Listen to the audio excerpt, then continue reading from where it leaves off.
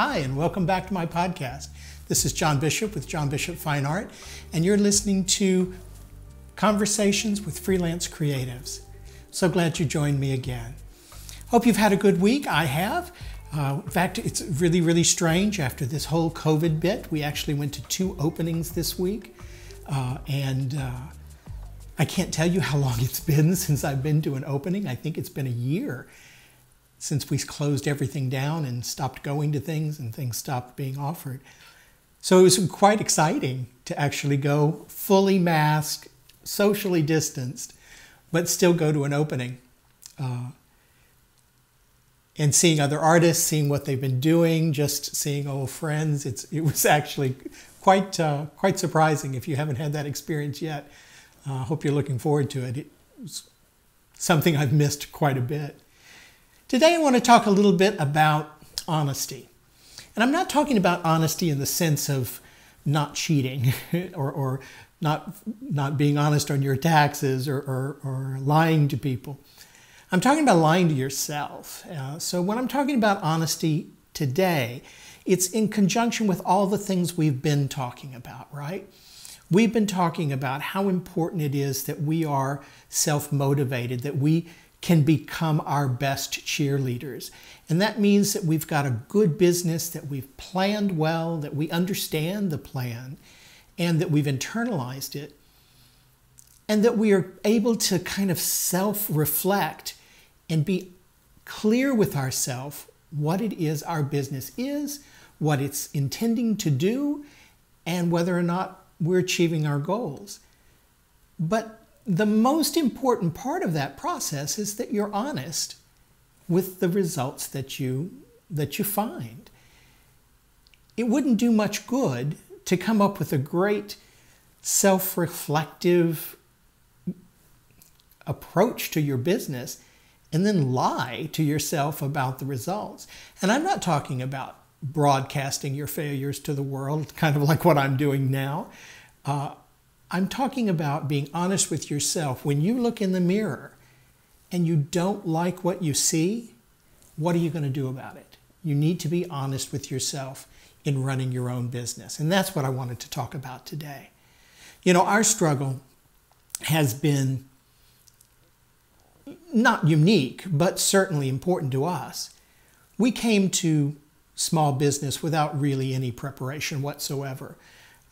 I went to college to become a teacher. It became, well, actually I went to college to get an education. And it became clear to me when I first started, within my first couple of semesters, that my father was not going to fund an art career. I couldn't, actually that started back in high school. I wanted to go to the High School of the Performing and Visual Arts, and my parents said no to that. I was going to go in music because I was in the band playing clarinet and orchestra. So my real desire was to follow art, and it became really clear to me that, you know, if I was going to follow art, it wasn't going to be paid for by my father. He didn't find that to be acceptable. And God love him. He had one job his entire career, his entire life.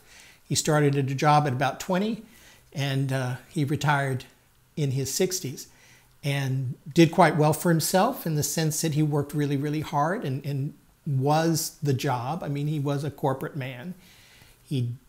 That's what he did. That was his life.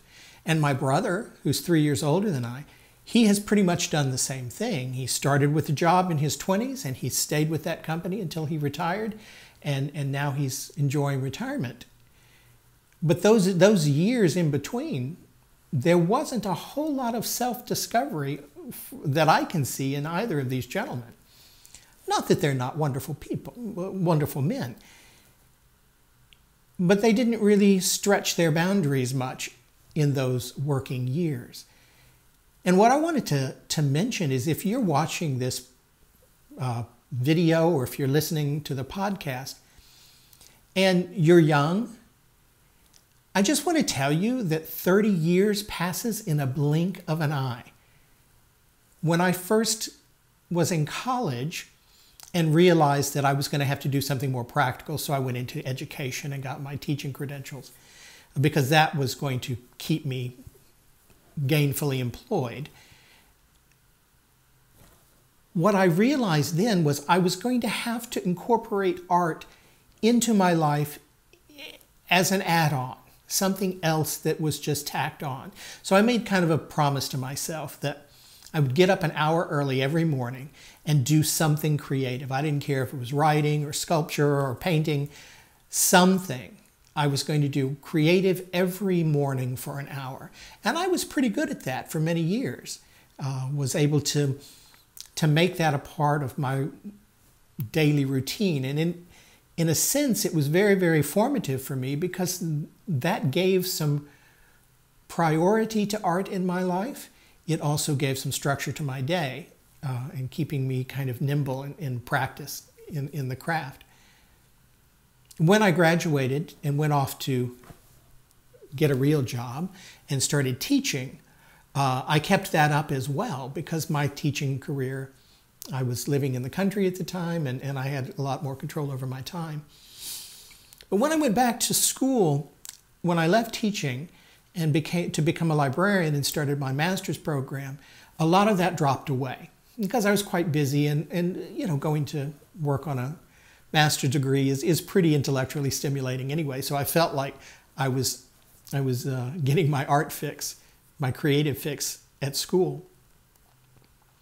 But what I found was once I got out, year and a half in, got my degree, started working as a librarian, all that went away. I mean, it was still in the back of my mind. I missed it. I knew that I should get back to it.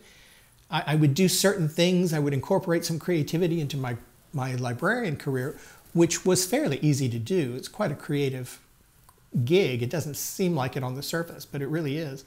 It's a lot of problem solving and a lot of dealing with people and negotiating and marketing and a lot of those things I really enjoyed.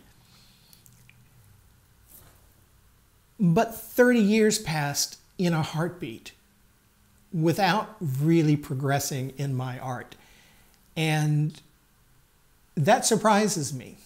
I don't know why. People told me that when I was young. I didn't listen. It didn't make any sense because I didn't have that kind of experience. But really, that time flew by. And so I'm now, I was in my 50s. We're living in Russia because we had been working abroad. And Mom and Dad needed some help. I was finishing my job up in Russia. I have now married Bogdan, who is a very, very creative man. And I thought to myself, here's an opportunity. Mom and Dad need help. We could move back to Houston. We could help out with Mom and Dad, and we could start our own business. Because here's what I observed. Working as an employee for a library, and I had moved up into kind of administration and things, so I wasn't just doing frontline work. That was pretty all-inclusive. It took most of my time. Then I looked at Bogdan, who was increasingly frustrated with his station in the TV production world that in Romania when we left Romania. And then, of course, when we were working abroad, he was just kind of hanging out. He was doing photography, he was doing art, but kind of didn't have any real direction. And I thought this is really a shame because I knew how quickly those years would pass. And so I said, okay, here we've got an opportunity. Let's do it. Let's just go for it. Let's become the artists that we want to be. And if it all falls to pieces, we can, when Mom and Dad pass, we can just move on and come back to international education and doing the other things. And so we took a chance. We were not ready. We had no real preparation academically in business or business administration. We had this germ of an idea of what we wanted to do for a career and what we wanted to create with this business. And really the catalyst for the business was not even to run a business. The real catalyst for the business was an immigration issue. We had been living together for several years. There had been times when, if I moved to the States, Bogdan was not allowed to come here with a visa other than as a tourist. Or then we got him in at a college, and then we're paying this incredibly large sums for tuition to keep him in college so that he could stay in the country and we could live together. There were times when we couldn't. When I got laid off in California, Bogdan was deported, basically. I mean, he was given 2 weeks to get out of the country because he was no longer a student. So we were living apart. He was in Romania and I was in California and moving to Texas. That was unacceptable to me. So I said, we need to create something in our lives that will allow us to live together, wherever that might be, but something that will allow us to say we can control our own life and somehow our own destiny. And so we didn't really have a strong basis in business. In fact, we probably still don't. We just have some experience. So we did it. We moved home. We moved everything back from Russia. We jumped into the deep end. We became small business owners, and we were going to figure it out as we could. And we did. We struggled a little at the beginning.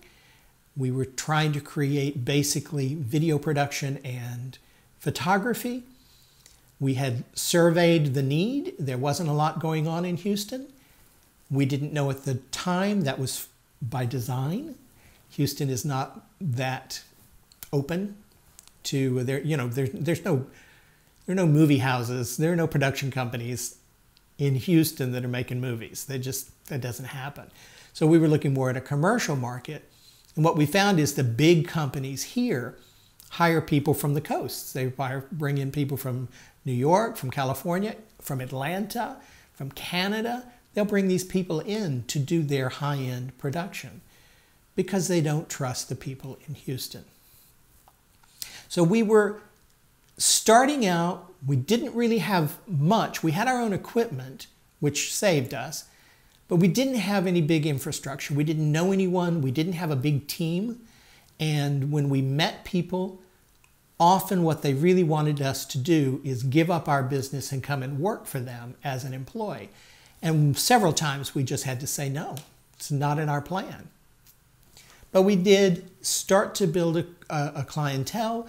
We built a small kind of boutique business of only we didn't do weddings, we didn't do events, we didn't do photography in that portrait sense that we were taking pictures of seniors and weddings and puppies and things like that, baby bumps. We did the kind of photography we wanted to do, commercial basically, and that was sustaining us. We weren't making a great deal of money, but we were making it. This was working.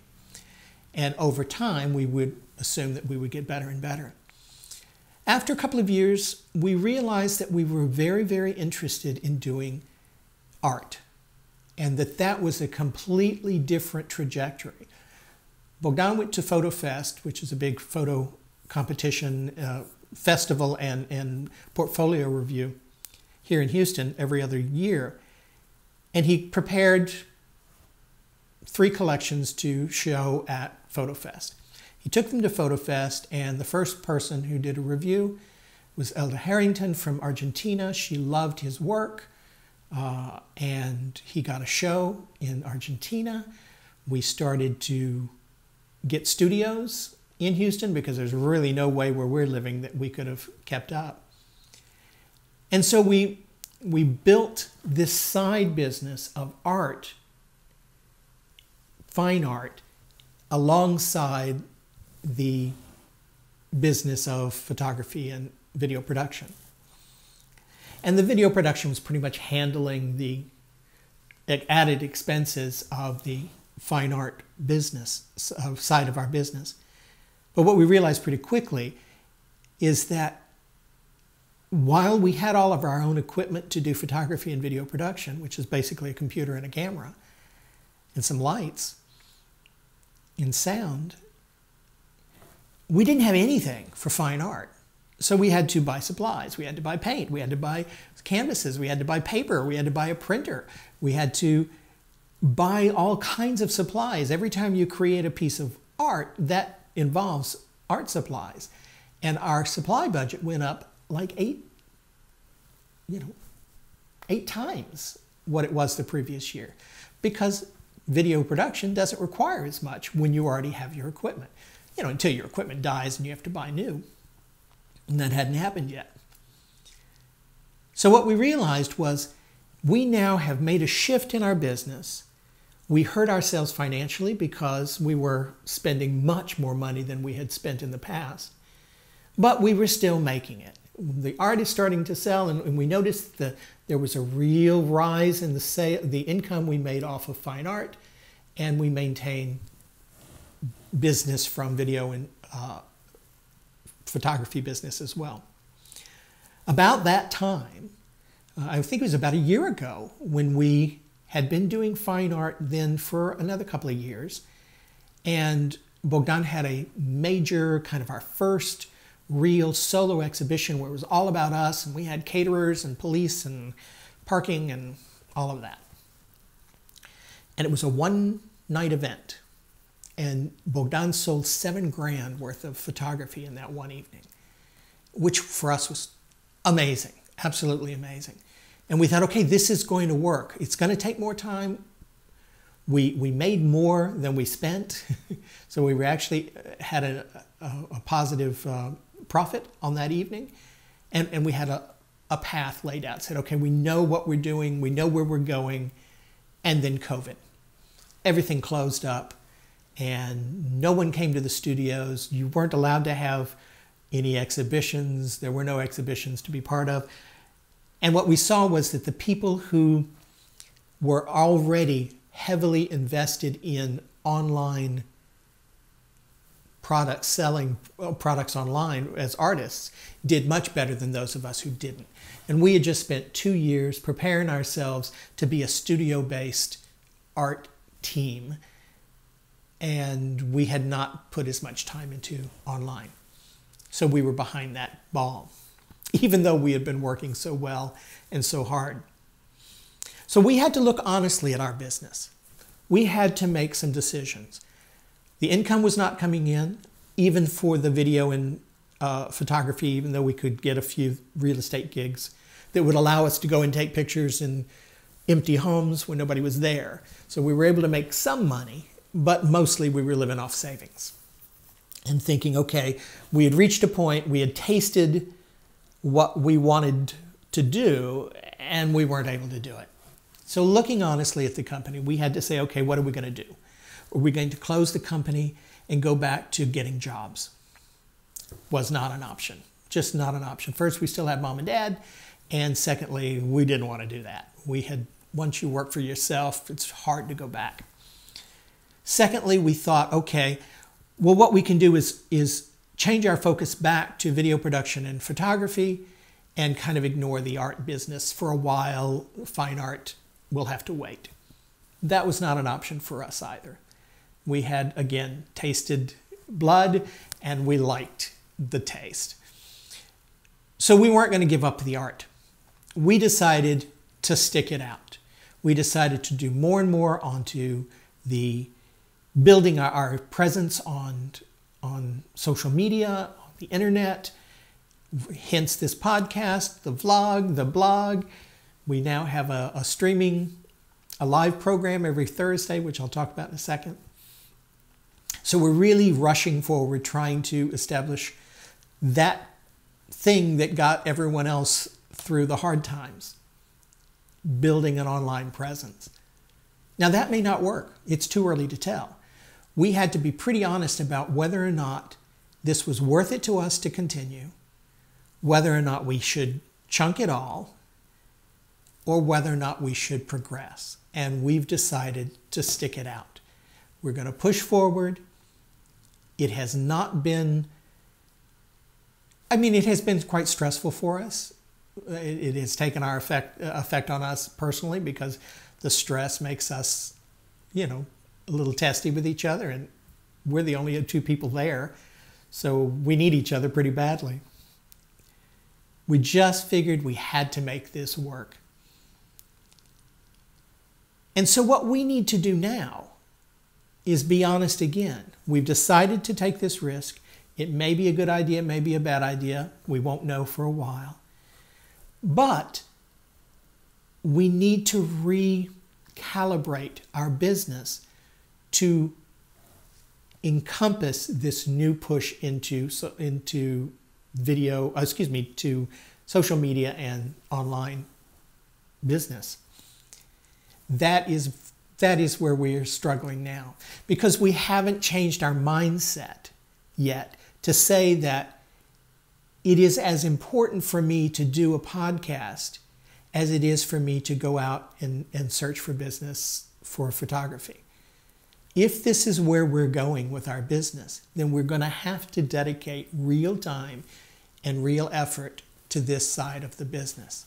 And that's what we've been doing. Again, I'm being vulnerable here. I'm being very, very honest with you. We're not sure yet how that's going to work out. We know that we have the talent. We know that our art will sell because it has sold and it is selling. We just had a couple come in last weekend, and apparently they had scoped out Bogdan's work online. They already had probably come by the studio because they had a card already, whether they picked that up at the door outside or whether they had come in and scoped the place out. But they came in and they purchased $4,800 worth of photography in 15 minutes. They knew what they wanted. They came in and they got it. And they said they may be back because there's 2 other pieces they may want. That doesn't happen every day. But when we started to look at what made that sale happen, we realized that it was because they knew who we were, not because they caught the art screamed out loud and caught their eye as they passed by. They knew who we were, and they had done their homework, and they came back. We could not have made that sale had we not had the studio in Houston. That's how they found us. And so we thought to ourselves, if that works, and it does, then we need to create that same experience online so that people who don't come to the studio can still discover who we are. And once they discover who we are, they'll either like our art or they won't. And they'll either purchase it or they won't. But they're not going to purchase it if they've never seen it or can't find us. So that's kind of where we are now. So where are you? Where are you now that the COVID kind of economy is settling in? We've been doing this a year now. When I say this, I mean the kind of pandemic shutdown. Things are starting to open up again. There are now vaccines available. Hopefully that means people are going to get better quicker, and that, as I mentioned, we went to a couple of openings, things may start to open up again. But what is that world going to look like, and how is your business prepared for that reopening? I assume that if you're watching this, you either haven't started yet or you survived the crunch. And there's going to be a whole new world after COVID. And it's going to involve a lot of online sales. So where are you in that process? I've told you where we are. I've tried to be as honest as I can. And I will continue to be honest in future episodes. But my real question is, how are you preparing for what's happening? And are you being honest with yourself about where you are, where your business is, as we move into this new era? I mentioned a little bit ago that Bogdan and I have started a new program every Thursday morning, 11 a.m. Central Standard Time here in the States. And what we do is we do a half-hour program where we actually show some of our work. Just so happens that we started last week was our first episode, and the work that Bogdan showed happens to have been what the couple came in and purchased. Now, I don't believe they saw the show. but the idea that we're actually promoting specific pieces of work to people who are not in the studio. That is how we're changing our business. Now, anybody who sells art will tell you that, and it's certainly been my experience, that when anyone's on the fence, the thing that sells a piece of art is the story. And so we thought to ourselves, once a week, half an hour, we're going to tell the story of a few pieces of art, because we know that that's how those sales happen. And if people can't make it to the studio, maybe they'll make it online and we can reach an audience that we would not have reached in another way. Just a thought. Give it a try. Check us out Thursday mornings at 11 Central Time. See what you think. We'd love to have your comments and your suggestions. And it might be something you might try as well. With that, I'm going to wrap up. Have a lovely, lovely week. Stay creative. I'm still working on my project for the Proyectos de Residencia, the residency program that I'm in Mexico City, a virtual one. And we're getting ready for a kind of a big art show. We'll see if my pieces are picked up. I've been working really hard on them. And I've been working on large format, large for me anyway. And it's been really, really exciting. I've enjoyed the work very much. So have a wonderful week. I will see you next week when we're going to talk a lot about organization, how to stay organized and be totally anal in your small business. So have a great week, and I'll see you then. Bye.